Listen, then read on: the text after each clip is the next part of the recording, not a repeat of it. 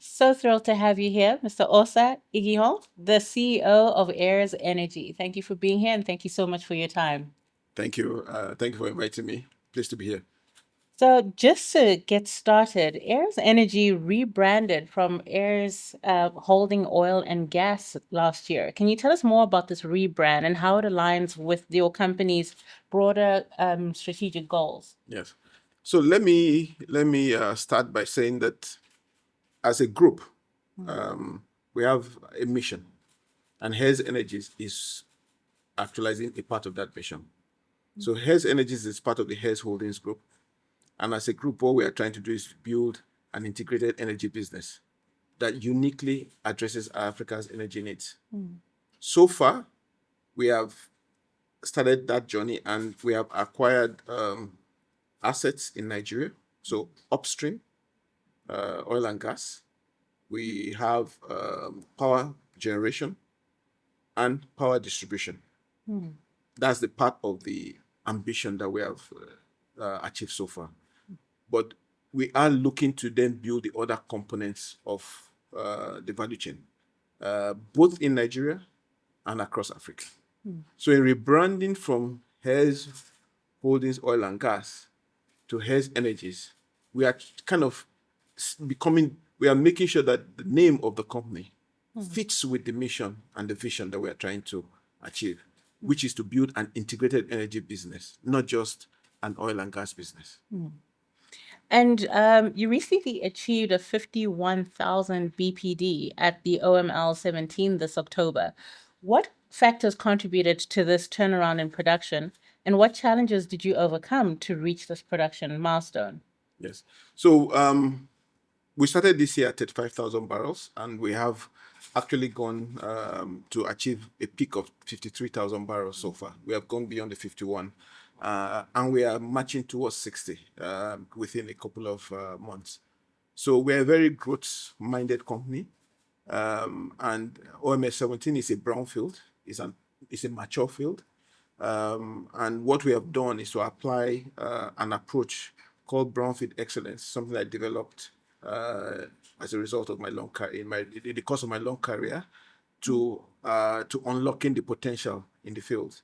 So when we look at assets, we're looking at three main pillars to say there is potential of the field or the asset, there is production from it, and there's evacuation. And what our approach entails is taking a systemic look to truly understand what are the opportunities in that production, in that system, and how to realize it, and what are the constraints in the system and how to unlock it, and then the economic framework that drives value in a short term, so looking at payout and not long term like in FPV. So with those key pillars, we have been able to apply it to the OMS 17 asset and drive off production very significantly. So we have worked we've worked number of wells that are producing. We have reactivated a large number of wells that had been shut in. We have worked the production system to a much higher uptime, and we have also worked with government to get a pipeline system that is far more secure and delivers a lot more to the terminal. I'm so glad that you actually mentioned government, because that would lead to my next question, is how your company has called for closer collaboration between policymakers and energy companies.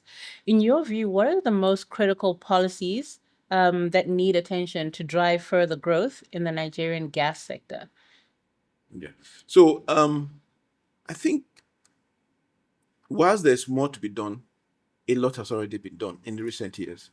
So when you look at it in terms of policy, the Petroleum Industry Act, which was passed, provides a much more clearer framework for oil and gas midstream development. It's much clearer than had been in the previous legislation. Then this year, the president has put out directives that address the fiscal frameworks for new non-associated gas developments, and also framework around contracting and local content, which are key enablers for development of gas. So I think from a policy framework, there's quite a number of things already in play. And we need to, as an industry and as a collective, all the players on the table need to look at this environment that has been created and say, how do we make the most of it? There is no time, in my view, there's no time when you're going to have a perfect world. Yeah. So what we need to say is, for the things that have been unlocked, for the opportunities that have been created, can we realize those whilst looking for the new ones? More and more policy will not necessarily mean that our ambitions will be met. The policies are there, but the drive, the appetite, and the growth mindset is needed from the upstream players, particularly, to also match what has been provided in terms of environment with actual delivery on ground to lead to increase in production for gas and for the other streams. And what specific gas to power projects are you currently undertaking? And how are any of these new projects in the pipeline that will support Nigeria's energy needs? Okay. So in our field, we produce both associated gas, so that comes out of oil, and then we have non-associated gas, so gas that you produce from its native state in gas. And we have both of those. And the gas that we produce today, all of it goes into the domestic market in Nigeria, and we are feeding about 3 to 4 power plants, a large number of gas-based industry, and a large number of other players in the ecosystem. So what we've done to increase gas to power is that, first thing is that we're working to get all the remaining small fraction of gas that are being fled into the pipelines. And we are also working on a dedicated pipeline to deliver gas to a number of our key customers, which are power plants.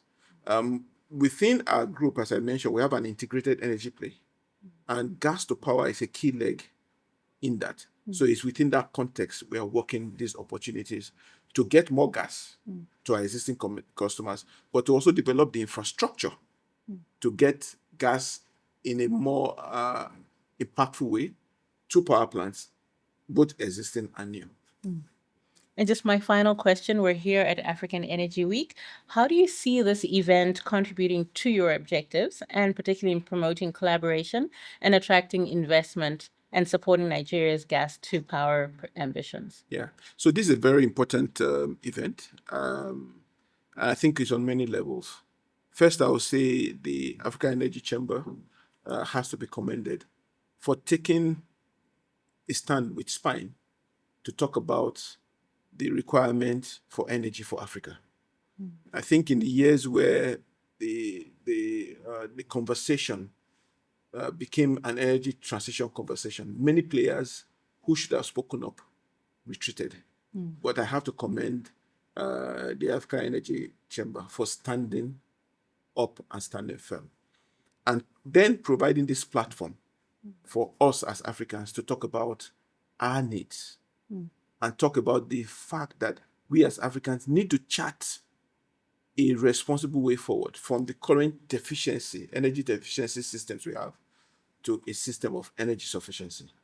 And we have to use the resources that we have and to ensure that those resources is used in a manner that has catalytic effects on our environment, on our people, on our youth, and on our economies.